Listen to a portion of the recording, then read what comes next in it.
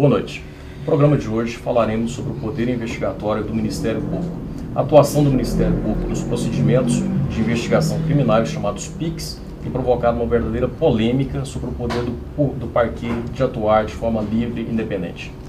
É notório que o Ministério Público tem conquistado cada vez mais espaço no cenário nacional, especialmente nos últimos anos, onde incrementou sua atuação de combate à corrupção no país.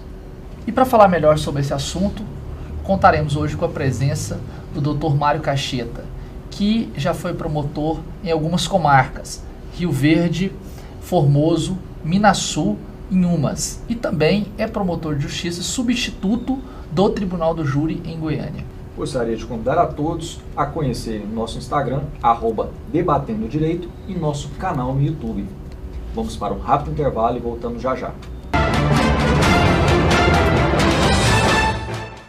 Fundada em 1997, a Controle Assessoria Empresarial possui ampla visão nos parâmetros de implantação de empresas de pequeno, médio e grande porte.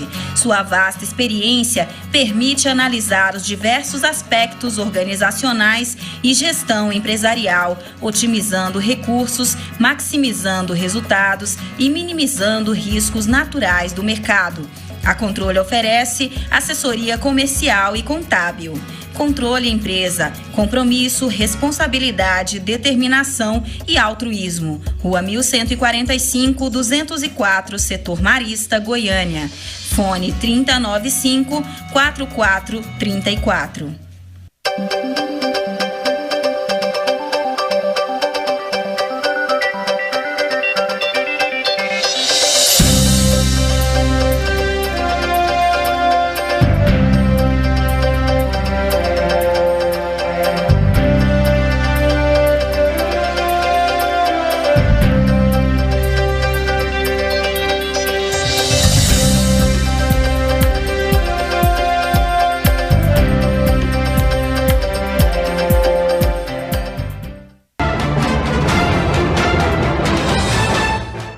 Boa noite. Começando mais um programa Debatendo Direito, hoje falando sobre o poder investigatório do Ministério Público e sua atuação. Estamos recebendo aqui nos nossos estúdios o promotor de justiça, Mário Cacheta, ele que é titular da terceira promotoria do Ministério Público em Inhumas, que já teve atuação no GAECO, que é o Grupo de Atuação Especial de Combate ao Crime Organizado. Dr. Mário Cacheta, muito boa noite, obrigado pela presença. Boa noite, eu que agradeço o convite. Satisfação recebê-lo aqui. Eu vou começar o nosso bate-papo, não falando sobre o poder investigatório do Ministério, mas falando sobre a instituição. Eu gostaria que o senhor falasse um pouquinho sobre a instituição do Ministério Público. As pessoas estão acostumadas a ver na televisão o promotor, o procurador de justiça, mas às vezes falta um pouquinho de conhecimento sobre o que representa essa importante instituição e quais são as suas principais atribuições. Bem, o Ministério Público está ali descrito no artigo 127 seguinte da Constituição Federal, e lá estabelece o texto constitucional que é uma instituição permanente, essencial à função jurisdicional do Estado, a quem compete a defesa da ordem jurídica, do regime democrático e dos direitos difusos, coletivos e individuais indisponíveis. Mas, traduzindo isso, aqueles valores constitucionais ligados à democracia e também àqueles interesses que dizem respeito à população de uma forma geral são defendidos por esta instituição. E ao dizer que é permanente, significa ela não pode ser extinta. Daí porque, para a solidez do regime democrático brasileiro, o Ministério Público foi dotado de uma gama de poderes, enfim. Quais são as subdivisões que existem dentro do Ministério Público? O Ministério Público da União, do Estado? Sim. Nós podemos distinguir o Ministério Público em dois grandes blocos, né? Seriam os Ministérios Públicos Estaduais e o Ministério Público da União. No Ministério Público da União nós temos o MPF, nós temos o que é o Ministério Público Federal, cujo o chefe é o Procurador-Geral da República, nós temos o Ministério Público Militar, nós temos o Ministério Público do Trabalho e o Ministério Público do Distrito Federal e Territórios. Mas nós não podemos esquecer também os Ministérios Públicos de Contas, Ministérios Públicos especiais, a quem também compete exercer uma gama de atribuições ali na fiscalização das contas públicas. Muito obrigado pela presença. Com relação à Constituição Federal, ela trouxe, de 88, ela trouxe muitas inovações em vários segmentos, em várias situações, tanto do Poder Judiciário, do Legislativo e o próprio Executivo, né? Com relação ao Ministério Público, quais as principais inovações que trouxe, evoluções, e como que seria isso? Já estava em construção, antes mesmo da Constituição de 88, a vocação do Ministério Público para a defesa dos interesses sociais. Né? Se nós formos observar, por exemplo, no Código Florestal já havia alguma previsão, na Lei de Política Ambiental, depois nós tivemos em 1987 a Lei da Ação Civil Pública. Então tudo isso gerou um movimento jurídico no sentido de se incorporar no texto constitucional a instituição, dando a ela uma conformação absolutamente diferente do que era. Hoje nós temos completa independência, nós não integramos nenhum dos poderes de Estado, mas exercemos parcela, o Ministério Público exerce parcela da soberania, exerce parcela do poder do Estado. Né? E ali a Constituição foi muito feliz em nos dotar de garantias suficientes para exercermos com independência a nossa atuação. Pois é, essa independência ela é um diferencial grande, né, e fundamental para a atuação escorreita aí do Ministério Público. Sim, né? E é bom a gente ter em conta que, por exemplo, em países como a Itália, o membro do Ministério Público é um magistrado. O artigo 129, inciso 3º da Constituição, ele trata lá, dentre as atribuições do MP, a promoção da defesa dos interesses difusos e coletivos. Para todos nós, ainda que operadores do direito, essa palavra interesses difusos e coletivos, como que o senhor poderia explicar isso para a gente na prática? É bastante interessante a tua pergunta, mas a resposta a gente encontra no Código de Defesa do Consumidor. Que é um dos códigos de defesa do consumidor mais modernos do mundo. E lá tem a distinção do que é um interesse coletivo, difuso e individual homogêneo. Todos, enfim, guardam a mesma característica, dizem respeito a um grande número de pessoas ou a toda a coletividade indistintamente. Sem ingressarmos exatamente na conceituação jurídica, mas quando nós tratamos, por exemplo, do meio ambiente, é possível falarmos que um meio ambiente equilibrado atende a mim ou a você, ou a determinado bairro? Definitivamente não. A poluição, por exemplo, agora nós estamos perdendo o Rio Araguaia. O Rio Araguaia, de quem é o Rio Araguaia? Então me parece aí um exemplo típico, né, de direito difuso a ser protegido, que diz respeito a todos nós. E quando nós temos, por exemplo, uma lesão a diversos consumidores, como acontece, por exemplo, nessas pirâmides financeiras, é certo que ali nós conseguimos identificar, fracionar o interesse, saber o que cada um perdeu, mas ali há uma gama de consumidores que são atingidos. Quando nós falamos, por exemplo, da probidade na administração, quando há um ato de corrupção, aquilo diz respeito a todos nós, cidadãos. Então, a base comum desses interesses é exatamente a grande horizontalidade, a coletividade, alcançada, a coletividade. E o instrumento que o Ministério Público tem para lançar mão de enfrentar esses interesses e zelar por esses interesses é a ação civil pública, né? Olha, outra pergunta muito interessante. Quando eu ingressei no Ministério Público em 2000, nós estávamos na onda da ação civil pública. Então a tendência era identificar o dano. O primeiro instrumento para investigar a ocorrência do dano é o inquérito civil público, presidido pelo promotor, previsto na Lei 7347 de 85. E logo em seguida já ajuizávamos a ação ambiental ou a ação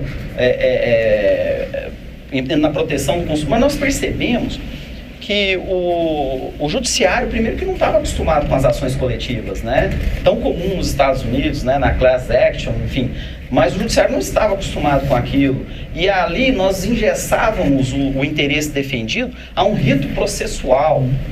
E com o tempo, nós fomos fomentando outras ferramentas. A ação civil pública é importante? Sim, ela é importante. Mas ela deve ser usada com moderação, como se fosse a última rácio, como se fosse a última cartada. Quando todas as técnicas de negociação frustraram, né? Então eu acho muito mais interessante, por exemplo, fomentar o termo de ajustamento de conduta, né? Com diversas reuniões, rodas de conversa. Temos nós, promotores, que abrirmos os ouvidos à coletividade interessada, mas também às pessoas que em tese são responsáveis pelos danos, enfim. Mas eu resumiria, então, no inquérito civil, no termo de ajustamento de conduta e na ação civil pública, com essa peculiaridade que citei. Obrigado. Mário, boa noite. Boa noite. O Ministério Público, ele tem uma atuação muito ampla, né, em todo o país, e percebe-se que ele não consegue atender todas as demandas, né? Perfeito. Isso seria um sinal de que a sociedade como um todo, ela vive um grau de consciência maior quanto aos seus direitos? Para aquilo que se realiza na prática, estamos muito distantes. As cadeias são masmorras, o meio ambiente é devastado, o consumidor é vulnerado permanentemente, a corrupção nos come pelos pés. Então eu acredito que essa sobredemanda se deve muito mais ao vazio e à distância que existe entre a promessa constitucional, né, dos direitos e garantias fundamentais, ali do artigo 5º, do artigo 7º, que trata da segunda geração dos direitos e garantias fundamentais, com a nossa realidade, né? Eu acho que a Constituição de 88 é maravilhosa, é linda, mas ela é um sonho, né? Ela chega, em alguns casos, à utopia, né? Então, é mais ou menos isso. Doutor Mário, o Ministério Público também, nos termos do artigo 129, tem como atribuição a questão da titularidade da ação penal pública. E a gente percebe que, muitas vezes, por conta da alta criminalidade, ou seja, do número enorme, gigantesco de crimes, em determinadas circunstâncias, especialmente naquelas localidades mais distantes, né, onde talvez a atuação fique prejudicada, há um comprometimento na celeridade e na qualidade almejada. O senhor via dessa forma também, que de fato há uma falta de estrutura por parte do Ministério Público, seja com relação ao pessoal, número de membros, assessores, infraestrutura? O senhor entende que é deficitário ainda? Não, com certeza há déficit, né? Mas cada Ministério Público, em especial o estadual, deve ser avaliado separadamente, porque há ministérios públicos que têm uma carência muito grande e há outros muito bem estruturados, e eu integro uma instituição muito bem estruturada. O Ministério Público do Estado de Goiás é um dos mais bem estruturados do Brasil. Num país em que há 62 mil homicídios, né, como foi agora divulgado, quase 62 mil em 2016, e com índice de apuração de 5% a 8%, em alguns casos se chega a 2%, 3%, eu acho que nós temos que repensar todo o modelo de persecução penal. Em primeiro lugar, nós temos que estabelecer prioridade. O que de fato afeta a vida do cidadão? É o furto de um aparelho de telefone celular no ônibus, que vai determinar a instauração de um inquérito, ou é um estupro, um latrocínio, um homicídio? Então, é a máxima do povo. Se o cobertor é curto, nós temos que colocá-lo onde de fato é possível colocar. Não há como nós admitirmos mais um inquérito para cada crime. Isso é ridículo, isso é absurdo. Nós temos que cuidar das pessoas que morrem, nós temos que investigar e punir bandido que mata, corrupto, estuprador, gente que pratica violência contra a pessoa. Mas para isso precisamos remodelar. Não adianta investir em polícia, não adianta investir em juiz, em promotor. Você pode contratar à vontade, mas se não houver uma sacudida ampla na persecução penal, nós continuaremos vivendo esse caos. Perfeito. Doutor Mário, e com relação ao poder de investigação do Ministério Público propriamente dito, né, que é a temática do nosso programa hoje, qual o seu entendimento? O que o senhor poderia falar sobre isso e como que o STF se posiciona com relação a essa atuação, a esse poder de investigação? Certo. O STF, começando de frente para trás, o STF em 2015 disse que nós podemos, mas há muito nós já realizamos a investigação.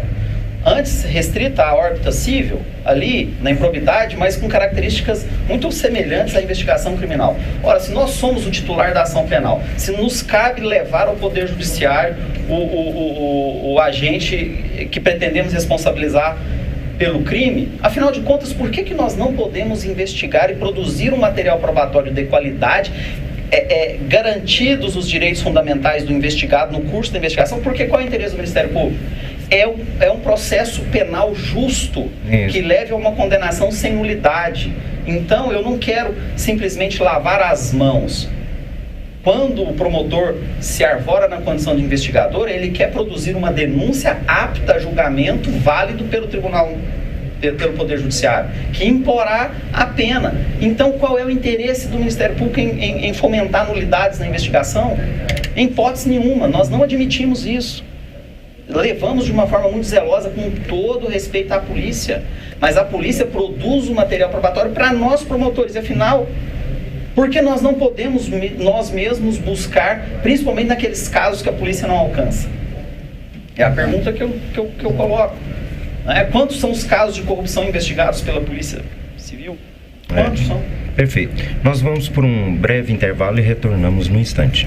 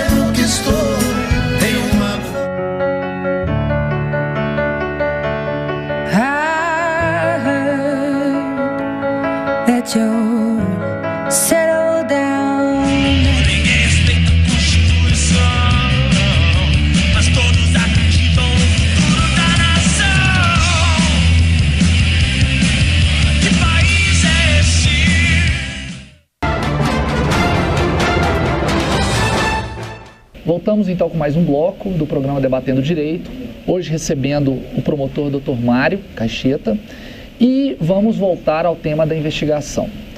De que forma, Dr. Mário, na prática, acontece a investigação do Ministério Público por parte do Ministério Público? A equipe própria para tal investigação, ela é suficiente?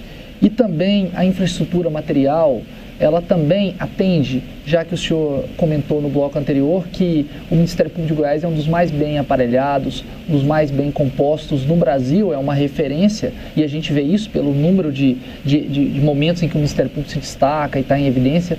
O que o senhor poderia nos dizer em relação à forma que acontece a investigação? É certo que nós não conseguimos alcançar todos os fatos que nos chegam, porque são muitos os fatos e, para que haja eficiência na investigação, nós temos que eleger prioridades. Nessa eleição de prioridades, a gente atua naquelas investigações que representam aquelas investigações cujos fatos são os mais graves, que representam maior dano, principalmente ao erário. O Ministério Público de Goiás, no GAECO, ele se vocacionou para a investigação dos crimes de corrupção e organização criminosa ligada à corrupção, e eu acho que essa especialização ela é fundamental para que se tenha um mínimo de eficiência, sob pena de nós incidirmos no mesmo erro, se formos investigar o batedor de carteira, o ladrão de gado, nós nos perderemos e nós não conseguiremos resultados. Então, inteligentemente, nós estabelecemos critérios objetivos do que será investigado. Não é que investigamos só aquilo que queremos, não, definitivamente não. Na última resolução, a 181 do CNMP, que trata do procedimento de investigação, há lá as balizas e as diretrizes do que se deve investigar diretamente o Ministério Público. A nossa estrutura, há promotores que são designados para o exercício dessa atividade, né, aqueles que, em primeiro lugar, têm vocação, vontade e preparo. A nossa base, porque precisamos de agentes de campo, nela nós temos policiais civis, nós temos policiais militares, nós temos inclusive delegado de polícia que integra o nosso corpo investigatório, ou seja, não há um conflito, não há um confronto do Ministério Público com as demais instituições, e em Goiás, principalmente, as instituições têm a percepção de que o Ministério Público as ombreia na realização da investigação criminal. E esse tema ainda é um tanto quanto polêmico por não se especificar claramente, ou por não se ter conhecimento, né, do detalhamento. O que o Ministério Público poderia investigar? Pois bem. Qual que é a limitação? Sim, onde é que está o limite, né? Bom, dizer que há um limite claro estabelecido, não há. Nós estabelecemos prioridade a partir do impacto daquela notícia do crime pode acarretar, né? Qual é o volume do dano ao erário, qual é o número de pessoas atingidas com aquela conduta criminosa. Enfim, nós usamos essas balizas para decidir se iremos ou não investigar a fim de alcançar a eficiência. Mas nós temos o contorno da investigação criminal realizada pelo Ministério Público, embora se diga que não há uma regulamentação, sim, a nossa regulamentação ela é até muito mais exaustiva do que a regulamentação feita pelo Código de Processo Penal. Né? Nós temos uma resolução, já estamos na segunda resolução do Conselho Nacional do Ministério Público, que diz como, quando e onde devemos fazer, de que forma podemos fazer. Não é? Que trata, por exemplo, desde a inquirição de testemunha por videoconferências, tudo previsto em norma que nos vincula, enquanto promotores, se decidirmos instaurar um procedimento de investigação criminal. É certo que ainda há algum conflito. Entretanto, esse conflito não se verifica aqui em Goiás, nem pela Polícia Civil, que é uma parceira do Ministério Público, e nem tampouco, é evidente, pela Polícia Militar, que exerce a polícia preventiva. Mas a Polícia Investigativa em Goiás, que é a Polícia Civil, ela é parceira do Ministério Público na realização, porque compreendemos muito bem cada espaço e respeitamos cada um dos espaços, e muitas vezes fatos investigados que seriam típicos do GAECO, né, do crime organizado no Ministério Público, são investigados pela Polícia Civil com a parceria do GAECO, com a parceria de promotores do GAECO. Então há uma sinergia, e eu posso falar propriamente aqui no estado de Goiás, porque nós já participamos de mais de uma operação investigativa em conjunto com a Polícia Civil.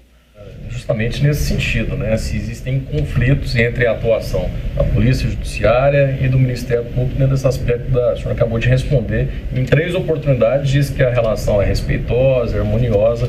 Isso que bom, né? Que bom que isso acontece. O senhor tem notícias de que conflitos de fato ocorram em outros estados, justamente por conta da falta desse amadurecimento institucional? Você foi no ponto. Amadurecimento institucional, sim. Há estados em que, muitas vezes, não por vontade da própria polícia, mas como a polícia está vinculada ao Poder Executivo, há estados em que uma investigação do Ministério Público pode incomodar, como de fato incomoda aqueles que estão no exercício do poder, e este que está no exercício do poder, revelando a imaturidade institucional, boicota a parceria que há entre a polícia e o Ministério Público. Coisa que não se verifica aqui em Goiás, eu faço questão de frisar. Né? Há uma absoluta harmonia e trabalho em conjunto mesmo, muitas vezes, né, a fim de alcançar um interesse que é o interesse comum. É o interesse, né, de nós, pagadores de impostos. Né? Nós não queremos brigas corporativas ou sindicalistas entre as instituições. E num Brasil tão pródigo em impunidade, né, tão pródigo em corrupção, quanto mais investigações, quanto mais instituições realizando investigação, mais fortalecida sai a democracia. Né? Nós temos investigação, por exemplo, a CPI, né? Nós temos o CAD na defesa econômica, enfim, nós temos aí outros órgãos, nós temos as corregedorias, né? As corregedorias que também atuam, e à medida em que a corregedoria atua combatendo o desvio de função de determinado servidor, se aquilo resvalar para a corrupção, a foz natural deste fato é o Ministério Público, a quem competirá a investigação penal. Uma operação talvez a mais significativa do Brasil e também do mundo, em muitos aspectos, né? Seja pelo volume de réus que foram condenados, sejam pelo tipo de réus, né, muitas autoridades, seja pelo volume de recursos, de ativos financeiros que foram reconduzidos aí para os cofres públicos, né? Na sua opinião, o êxito dessa operação, ela se deve a uma mudança de postura da própria sociedade, dos próprios poderes constituídos, uma repulsa a essa conduta voltada para a corrupção e também com relação ao poder de investigação e a forma de atuação do Ministério Público. Como que o senhor vê isso? Eu acho que a Lava Jato, ela é o resultado de um alinhamento de astros que permitiu o sol brilhar. Ótimo. Ela aconteceu tendo por juiz um profissional de altíssima qualidade, numa cidade em que trabalhavam procuradores da República, os mais capacitados, engrossada por agentes da Polícia Federal extremamente competentes, atendeu a um clamor popular de combate à corrupção nunca antes visto no Brasil. Então tenho para mim que ali foi uma feliz coincidência dos astros que nos possibilitou mostrar o quão diferente nós podemos ser. E quanta energia há de nós e também da sociedade, que teve papel fundamental nisso, no combate à corrupção. Ela não só é o resultado de um processo que já se desenha pós-1988, mas ela também é um marco que nos diz, enquanto promotores, juízes, advogados que estão trabalhando em novas técnicas e cujos interesses convergem para o interesse coletivo, né? Deixamos de ser de gladiadores, né? Gladiadores, nós deixamos de gladiar no campo jurídico e muitas vezes os nossos interesses confluem para a realização do bem comum. Então ela deve ser objeto de estudo por muitos e muitos anos, e eu tenho certeza que os impactos da Lava Jato formarão assim muitos e muitos profissionais do direito, além de ser, por fim, uma excelente forma de educação da sociedade e de educação daqueles que exercem o poder. Nesse cumprimento das suas atribuições, ele, de certa forma, ele contraria interesses de uma parte, de outra. Sempre há interesses contrariados. A gente pode citar o exemplo da resposta que o senhor deu agora mesmo, anteriormente, o caso da Lava Jato, que são interesses, né, mundiais, não só locais, regionais e do ponto de vista do Brasil. E isso faz com que o Ministério Público possa parecer uma atividade de risco, há enfrentamento de ameaças, principalmente essa área do júri aí também, que lida com crimes contra a vida. Acontece de algum colega, alguém que no exercício da função, por contrariar interesses, se sentir ameaçado, como foi o caso do ex-governador do Rio, Sérgio Cabral, que foi interpretado o que ele disse em uma audiência para um magistrado de uma forma, teve desdobramentos, né, como em tom de ameaça, até para ele ser transferido para outro local, para outro presídio, e na outra audiência, que foi nessa semana, ele se desculpou, na semana passada, perdão, ele se desculpou, enfim. O que o senhor poderia nos dizer sobre isso? Olha, eu acho que seria muita ingenuidade achar que iremos contrariar o interesse sem que nos coloquemos em risco. O risco é inerente. À medida em que você contraria interesses, você está se colocando sob risco. E tanto maior será o risco, quanto maior o interesse ferido. E quando atuamos atacando, investigando, processando pessoas que detêm poder econômico e ou político, é evidente que o nosso risco é maior e nós temos que ter prudência.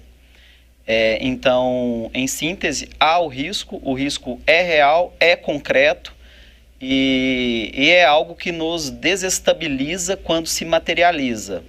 receber uma ameaça de morte, seja ela expressa ou velada, é algo que de fato nos fragiliza.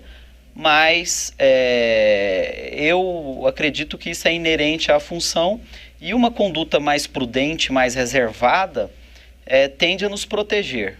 A doutora acredita que existam movimentos organizados tendentes a enfraquecer a atuação do Ministério Público? O que se fazer, né, para evitar esse risco? Sim. E as associações, ela têm cumprido o seu papel com relação a isso? Olha, como vivemos um ambiente democrático em que uma instituição recém-nascida, digamos, né, pois em 1988, quando ela se dispõe a contrariar interesses daqueles que detêm o poder econômico e político, é evidente que há uma reação, e essa reação tende a se organizar para fragilizar a instituição. Isso até faz parte do instinto de sobrevivência. Então é natural que no regime democrático isso aconteça, e são várias e várias as iniciativas no Congresso Nacional. Vide lei de abuso de autoridade, né, dentre outras tantas que buscam criminalizar a conduta do investigador, seja ele promotor ou policial, do julgador, né, no caso do magistrado, enfim. Então há esse movimento, sim, ele é real, ele é concreto, e nós conseguimos percebê-lo no dia a dia, né? Desde o questionamento quanto aos nossos salários também, que buscam nos minar na opinião pública, né, sem saber o que está por trás daquilo, enfim. E eu sou, desde sempre, o entusiasta das associações. As associações eu as entendo como trincheira de resistência para a sobrevivência do Ministério Público. Né? Nós temos sim que defender ali nossos direitos e prerrogativas, e temos feito isso. Né? Nós temos tanto as associações estaduais, como a nossa associação estadual de nível nacional, como as demais, né? que brigam muito e muito pela preservação de prerrogativas, e essas prerrogativas servem para que possamos exercer a nossa atribuição, que é investigar, né? Que é ter liberdade para sustentar o nosso ponto de vista, enfim. Há também o interesse classista, evidente. Seria eu um hipócrita dizer que a associação não vai defender o aumento do salário. Ela está ali para isso também. Mas fundamentalmente, nós consumimos, eu acho que 90% da nossa energia associativa na defesa do nosso poder investigatório, né, contra o abuso de autoridade, contra os cortes de orçamento que podem levar à extinção dos GAECos, por exemplo, porque manter um GAECO é muito caro. Né? Você tem um promotor que é afastado, que só vai cuidar daquilo, você tem todo um corpo de servidores, é muito oneroso para o Estado. Não é? Nós vamos para um rápido intervalo e voltamos já já. Fundada em 1997, a Controle Assessoria Empresarial possui ampla visão nos parâmetros de implantação de empresas de pequeno, médio e grande porte. Sua vasta experiência permite analisar os diversos aspectos organizacionais e gestão empresarial, otimizando recursos, maximizando resultados e minimizando riscos naturais do mercado. A Controle oferece assessoria comercial e contábil. Controle Empresa, compromisso, responsabilidade, determinação e altruísmo. Rua 1145, 204, Setor Marista, Goiânia. Fone 3095-4434.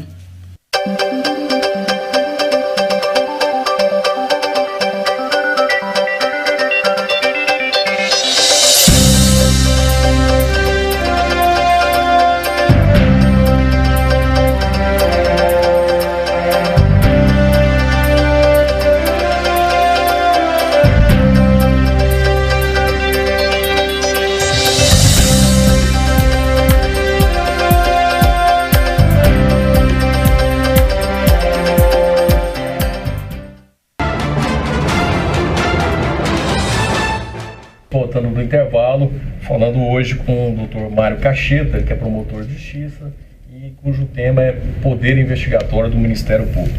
Dr. Mário, na última resposta do último bloco, o senhor falava sobre tentativas de enfraquecimento da atuação do Ministério Público e citou o projeto que visa alterar a lei de abuso de autoridade.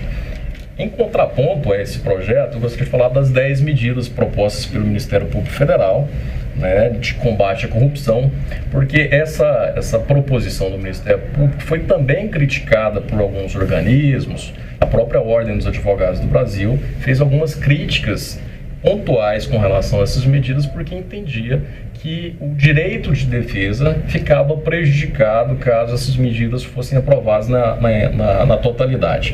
Como é que o senhor analisa essa questão desse debate constante, né, entre direito de persecução, direito de defesa? Como é que o senhor vê isso? Bom, primeiro, com muita alegria. Significa que nós vivemos numa democracia, né?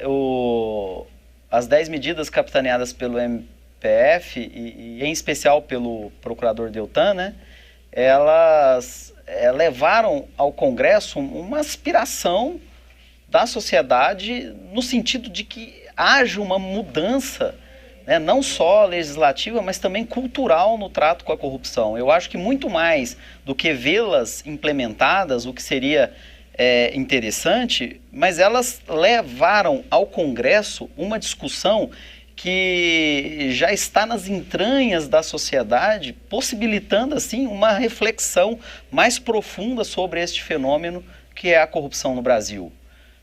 E é lógico que elas merecem resistência, como se espera num regime democrático, assim como há a nossa resistência com relação à lei de abuso de autoridade, né? Mas isso reflete a maturidade institucional que falamos, salvo engano, no segundo bloco, né, que estamos passando, né? Nós tivemos já presidente de Câmara dos Deputados afastado, preso, mas todas as instituições estão de pé.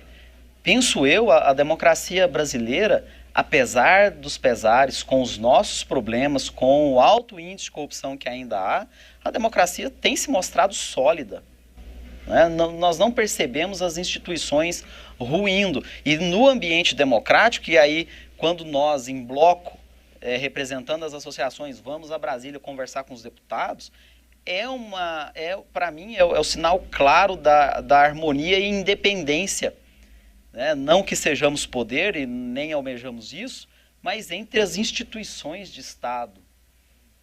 Então eu vejo com muita alegria tanto a proposição das 10 medidas, mas como também a resistência a ela. Dito e é sabido, né, que existem aí esses 4 ministérios públicos, né, que é o Ministério Público Estadual, o Ministério Público Federal, o Ministério Público de Contas e o Ministério Público do Trabalho, né? Sim.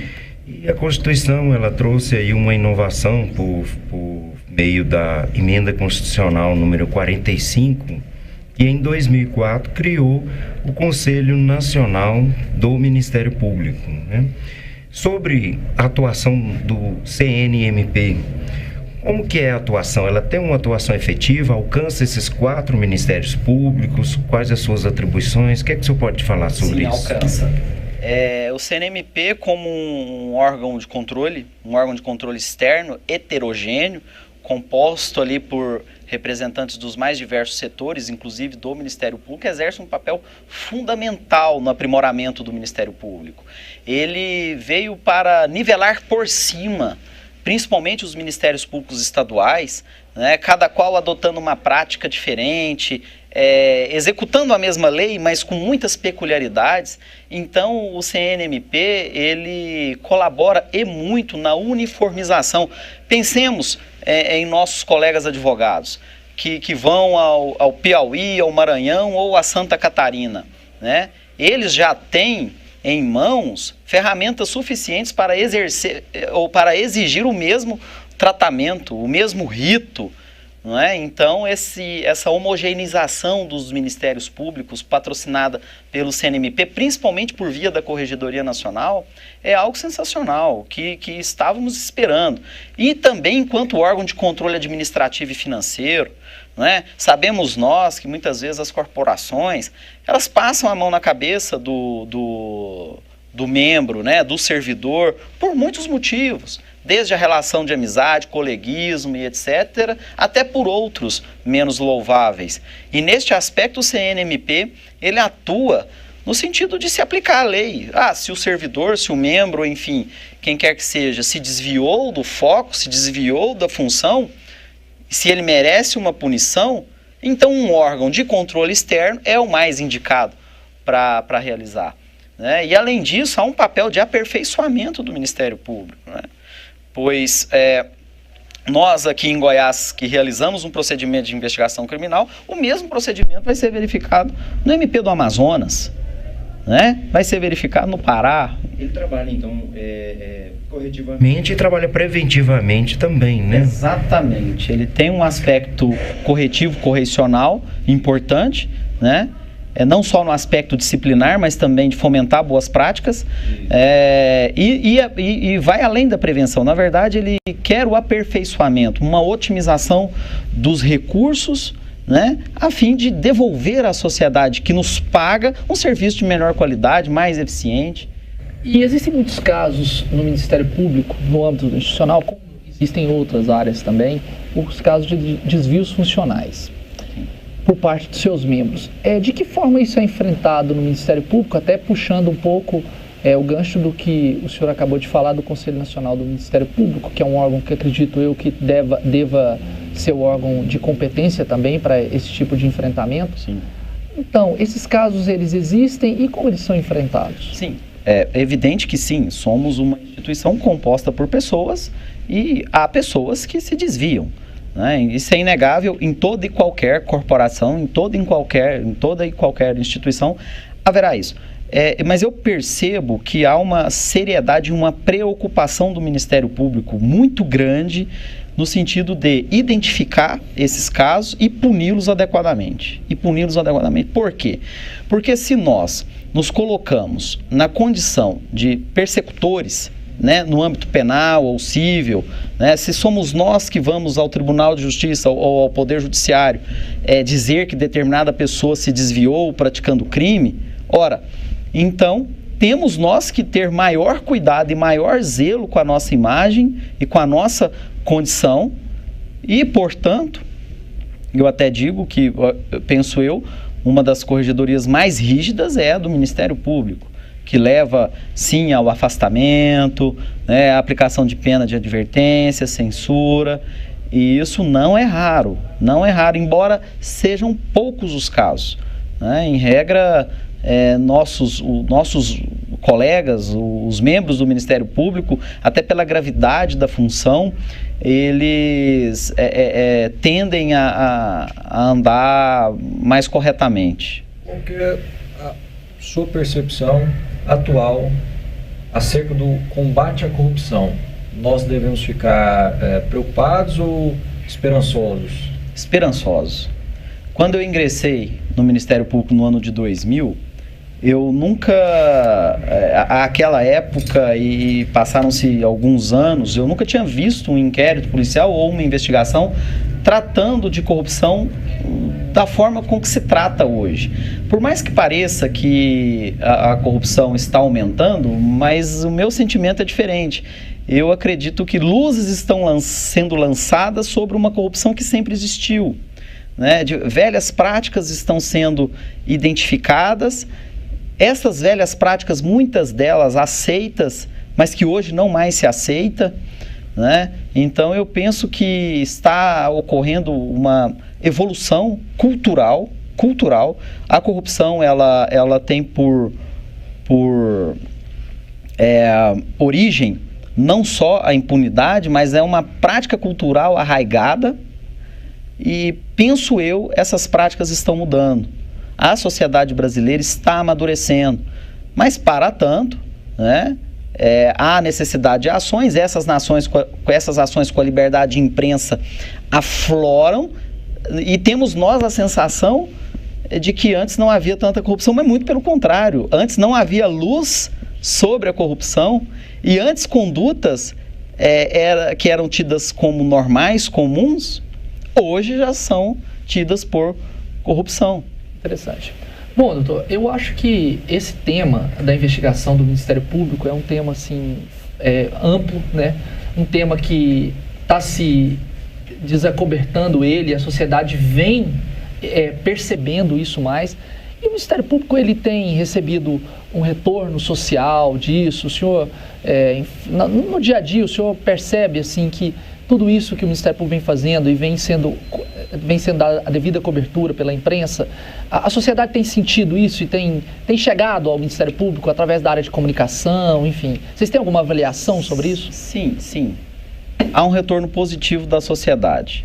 E eu, indo um pouco além, eu só acredito numa sociedade verdadeiramente livre com a plena liberdade da imprensa. E o Ministério Público tem que ser absolutamente transparente à imprensa. E somente absolutamente transparente à imprensa nós teremos a sociedade ao lado nos ombreando. Mas já há, sim, um retorno muito positivo da sociedade no que diz respeito à legitimidade e ao acerto de nossas ações.